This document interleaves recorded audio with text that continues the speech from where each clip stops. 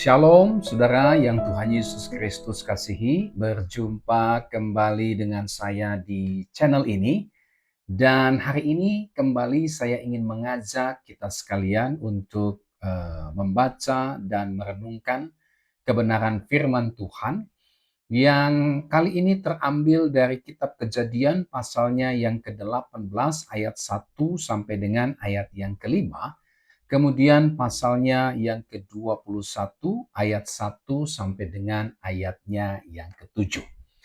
Nah, saudara, oleh karena bagian firman Tuhan ini cukup panjang dan saudara boleh membaca di Alkitab saudara masing-masing, tetapi dari bagian firman Tuhan ini kita akan merenungkannya di bawah satu tema, percaya kepada janji Allah.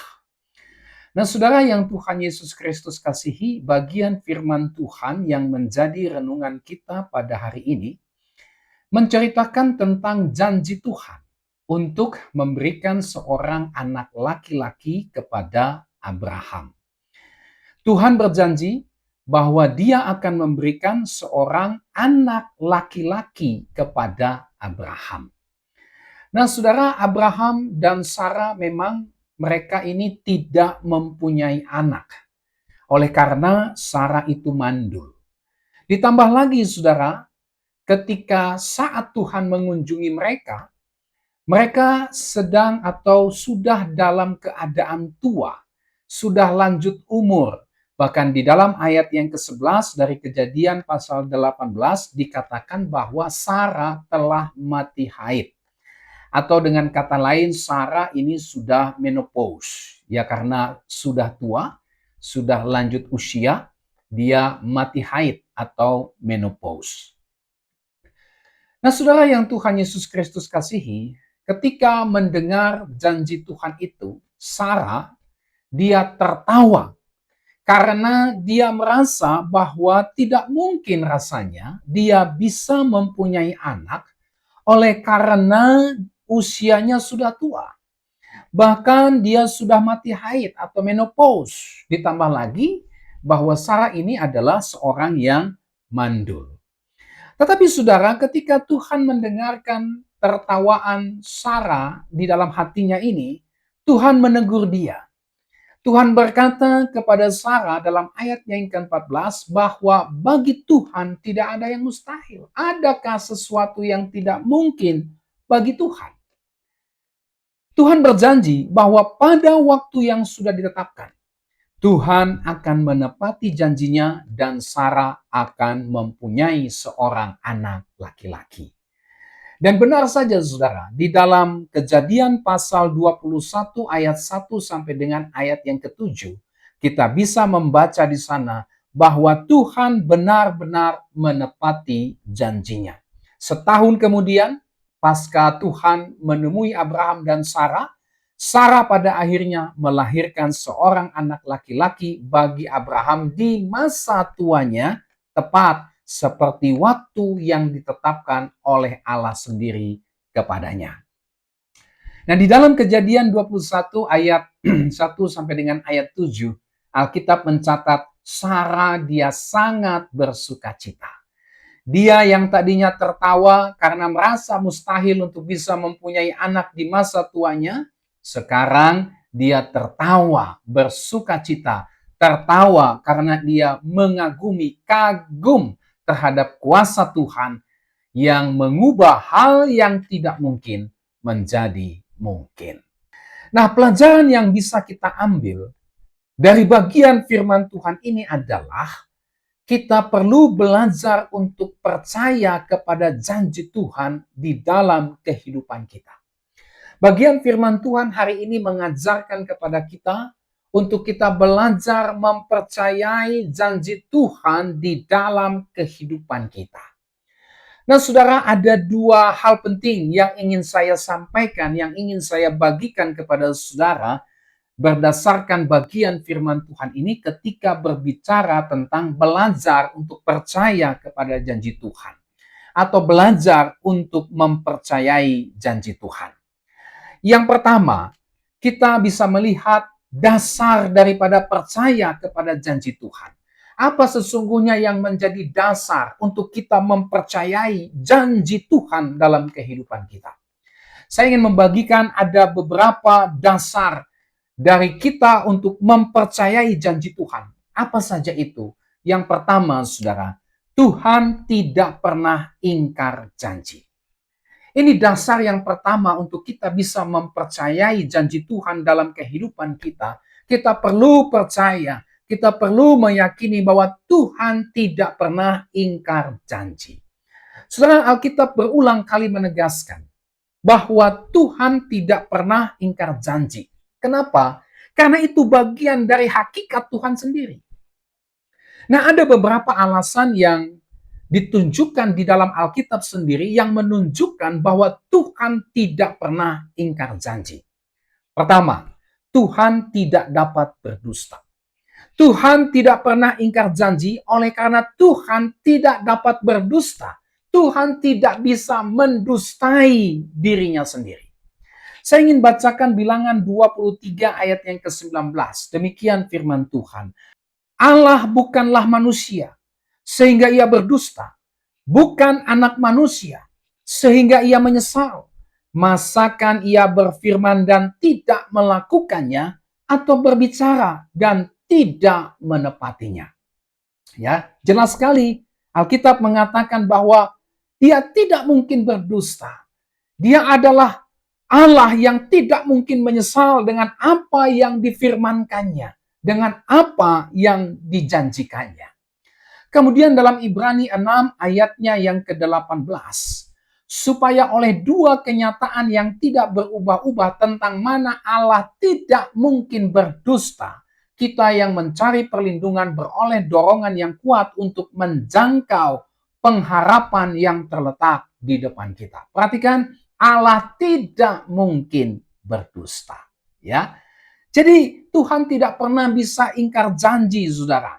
Ketika Tuhan berjanji, dia pasti akan menepati janjinya. Kenapa? Karena Tuhan tidak pernah berdusta. Tuhan tidak dapat berdusta.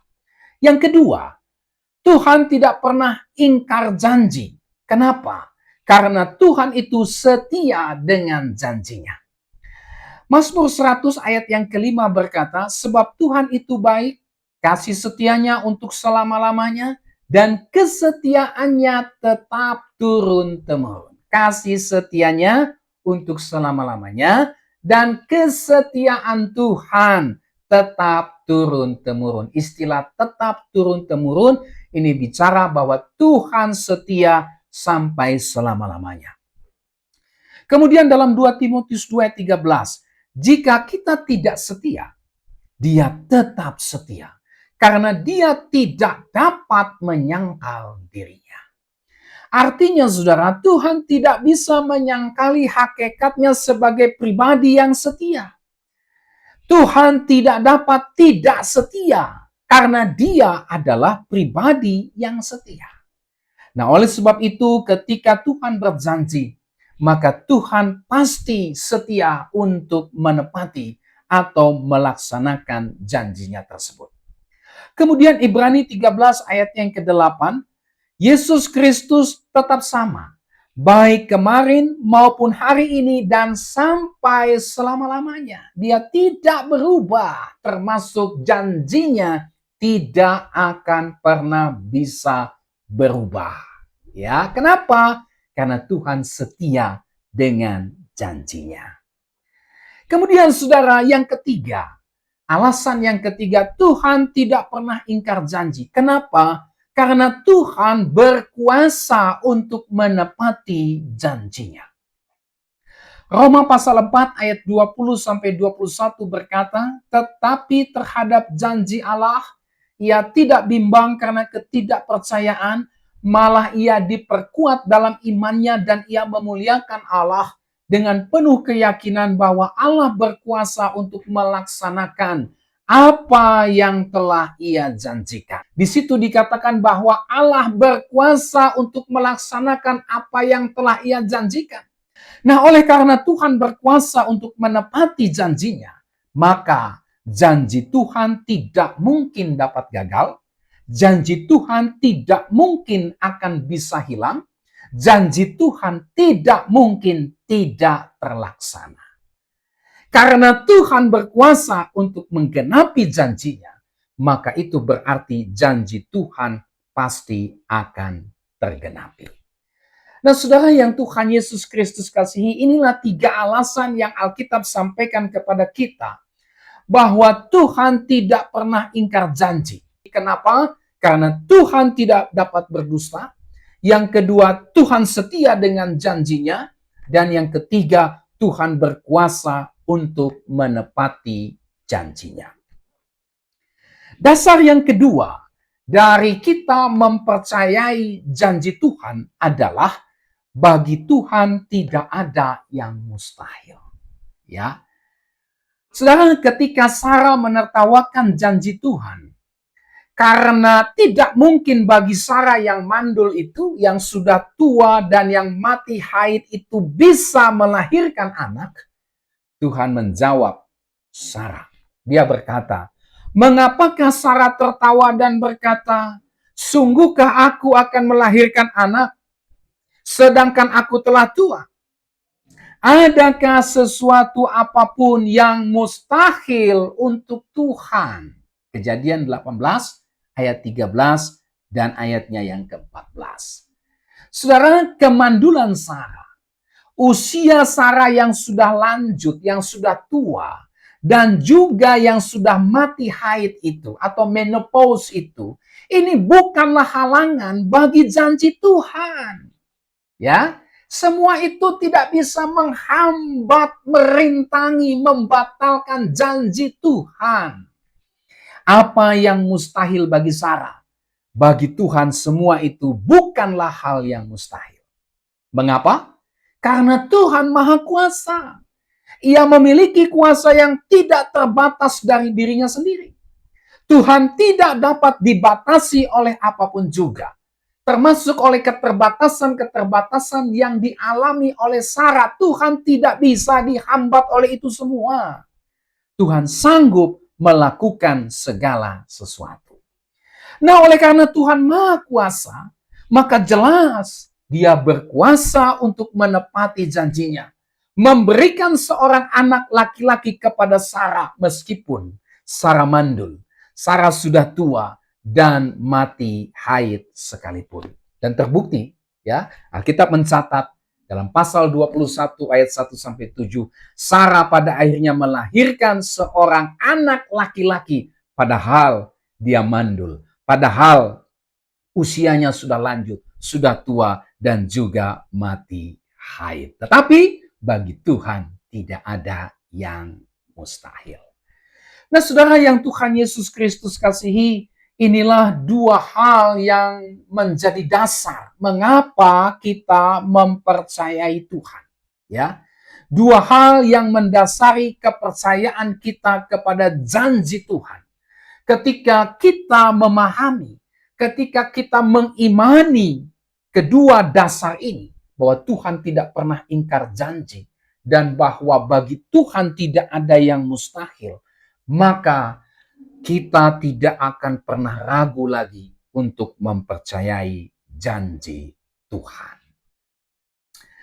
Yang kedua, saudara, yang kita bisa pelajari dari bagian firman Tuhan ini adalah tantangan percaya kepada janji Tuhan. Tadi kita sudah lihat bersama-sama hal-hal yang mendasari kepercayaan kita kepada janji Tuhan, atau hal-hal yang mendasar mengapa kita mempercayai janji Tuhan. Itulah Tuhan tidak pernah ingkar janji. Dan yang kedua, bagi Tuhan tidak ada yang mustahil. Sekarang bagian yang kedua, kita akan melihat tantangan untuk mempercayai janji Tuhan. Saudara, di dalam bagian firman Tuhan ini kita melihat adanya tantangan untuk percaya kepada janji Tuhan. Ya, tadi sudah saya sampaikan, tapi tidak apa-apa, kita lihat lagi, ya. Tantangan di dalam mempercayai janji Tuhan. Pertama, Sarah adalah seorang perempuan yang mandul. Jelas, perempuan yang mandul tidak mungkin bisa melahirkan anak, bukan? Ya. Kedua, Sarah sudah lanjut umur, Sarah sudah mati haid, Sarah sudah menopause. Perempuan yang sudah tua, yang sudah nenek-nenek, ya, yang sudah mati haid, yang sudah menopause, ini tidak mungkin bisa melahirkan anak. Nah, saudara melihat tantangan tersebut, mustahil memang rasanya untuk bisa mempercayai janji Tuhan. Ya, karena realitasnya demikian, kenyataannya demikian. Ya, itulah sebabnya mengapa Sarah tertawa ketika mendengar Tuhan berjanji akan memberikan seorang anak laki-laki kepadanya. Dia tertawa, menertawakan janji Tuhan. Dia bilang begitu ya. Mana mungkin saya yang sudah nenek-nenek, ya, yang sudah tua ini bisa melahirkan. Saya sudah mati haid, saya sudah menopause, lagi pula saya mandul. Saudara, Sarah lebih percaya kepada keadaannya daripada percaya kepada Tuhan. Ya, Sarah lebih mempercayai kondisinya yang mustahil mempunyai anak daripada mempercayai kuasa Tuhan atas segala sesuatu, termasuk atas kondisi yang dialami oleh Sarah. Ya, Sarah lebih fokus kepada apa yang menjadi kemustahilan yang dia alami saat itu daripada dia fokus kepada Tuhan yang bisa mengatasi segala kemustahilannya tersebut. Nah, di dalam bagian firman Tuhan ini kita belajar bahwa tantangan yang sering kali kita hadapi di dalam mempercayai janji Tuhan adalah kita seringkali melihat kepada kemustahilan-kemustahilan yang ada di dalam kehidupan kita. Kita seringkali lebih fokus dan mengarahkan perhatian kita, mengarahkan pandangan kita kepada berbagai macam kemustahilan di dalam kehidupan kita, yang terjadi dalam kehidupan kita, daripada kita fokus dan mengarahkan pikiran dan pandangan iman kita kepada Tuhan dan janjinya. Kita seringkali, saudara, cenderung lebih mempercayai kemustahilan-kemustahilan dalam kehidupan kita daripada kita mempercayai janji-janji Tuhan. Nah, melalui bagian firman Tuhan hari ini, kembali kita diingatkan, kembali kita ditegur, agar kita jangan fokus, jangan mengarahkan pikiran, jangan mengarahkan pandangan, jangan kita mengimani kepada kemustahilan-kemustahilan yang ada di sekitar kita. Jangan. Ya. Hari ini firman Tuhan menasihati kita. Hari ini firman Tuhan menegur kita agar kita jangan hanya mengarahkan pandangan kita kepada setiap kemustahilan yang ada di dalam kehidupan kita. Jangan kita lebih mempercayai kemustahilan-kemustahilan yang ada dalam kehidupan kita. Bukankah kita punya Tuhan? Bukankah kita punya Allah yang berkuasa mengatasi segala sesuatu, termasuk juga segala macam kemustahilan-kemustahilan yang terjadi, yang kita lihat, yang kita alami di dalam kehidupan kita. Oleh sebab itu, saudara, mari kita mengarahkan hati kita, mengarahkan pandangan kita, mengarahkan pikiran kita, mengarahkan iman kita hanya kepada Tuhan dan janjinya. Ya, jangan kita genggam setiap kemustahilan-kemustahilan yang ada dalam kehidupan kita, tetapi mari kita membawanya kepada Tuhan, karena Tuhan berkata dalam ayat 14 Kejadian pasal 18 ini, adakah sesuatu apapun yang mustahil untuk Tuhan? Ya, ketika saudara mulai ragu, ketika saudara mulai bimbang, oh Tuhan, tidak mungkin.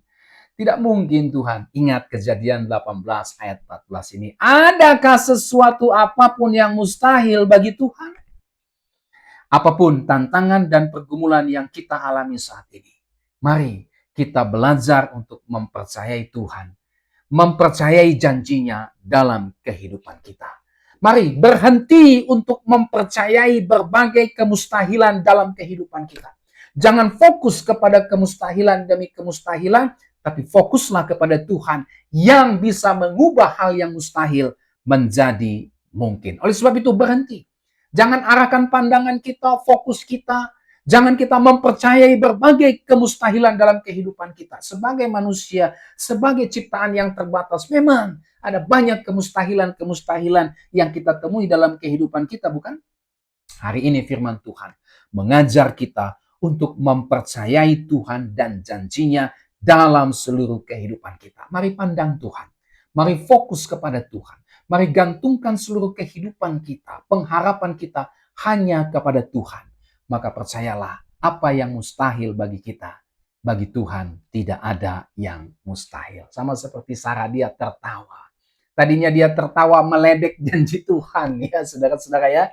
Tetapi setelah Tuhan buktikan janjinya, ia sekarang tertawa bersukacita. Benar Tuhan, aku tertawa karena sukacita. Aku tertawa karena aku punya Allah yang berkuasa atas segala sesuatu. Aku percaya, aku tertawa oleh karena aku punya Tuhan yang bagiku segala sesuatunya mustahil, tapi diubah Tuhan menjadi sesuatu yang tidak mustahil. Nah, saudaraku yang Tuhan Yesus Kristus kasihi, inilah seluruh renungan firman Tuhan pada hari ini tentang mempercayai janji Tuhan. Kita sudah melihat dasar daripada mempercayai Tuhan. Ya, Tuhan tidak pernah ingkar janji. Bagi Tuhan tidak ada yang mustahil. Dan yang kedua, kita mau melihat tantangan ketika kita mempercayai janji Tuhan. Apa tantangannya? Seringkali kita fokus mengarahkan pandangan kita, bahkan mempercayai setiap kemustahilan-kemustahilan yang ada dalam kehidupan kita. Sehingga kita tidak lagi fokus kepada Tuhan yang bagi Dia tidak ada yang mustahil. Oleh sebab itu, saudara, mari kita belajar. Kita belajar untuk mempercayai janji Tuhan. Karena Tuhan tidak pernah ingkar janji. Dan karena Tuhan itu setia dan berkuasa untuk menepati janji-janjinya tersebut. Mari kita percaya kepada janji Tuhan. Karena bagi Tuhan tidak ada yang mustahil. Apa yang mustahil menurut kita? Bagi Tuhan tidak ada yang mustahil. Nah, adakah saat ini saudara sedang meragukan janji Tuhan? Oleh karena tantangan, pergumulan, dan persoalan yang saudara alami saat ini. Biarlah firman Tuhan hari ini kembali meneguhkan iman dan percaya saudara kepada Tuhan. Sehingga saudara tidak lagi meragukan janji Tuhan, tetapi saudara belajar untuk mempercayai janji Tuhan dalam kehidupan saudara. Tuhan kiranya mengajar saudara, mengajar kita semua untuk mempercayai janjinya yang ya dan amin itu. Kiranya firman Tuhan hari ini memberkati saudara. Sampai kita berjumpa kembali. Tuhan Yesus memberkati saudara dan shalom.